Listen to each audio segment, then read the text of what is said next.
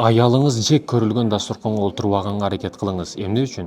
Жөнөкөй эле себеби аялыңызды урматтабаган дасторкондогу адамдар сизди дагы бетиңизге түкүрүп койгон адамдар да. Аялыңды урматтабайбы? Сени дагы урматтабайт.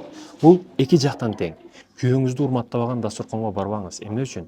Күйөөңүздү сыйлабайбы? Алар сизди дагы сыйлабайт. Айтайын дегеним, авторитет маселеси дагы, намыс маселеси дагы силерде бир-бирдей. Бип-бирдей. Эмне үчүн? Силер эр катынсыңар, бир жансыңар деген. Эр катын дегени баягы кайсыдыр бир фильмде көзүм түшүп калды.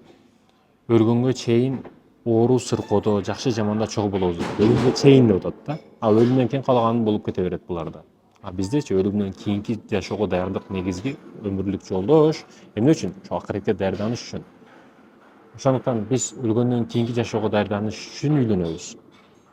Бул жашоодо жыргап жашап, мороженое жеп эле үйлөнүп кетпейбиз да.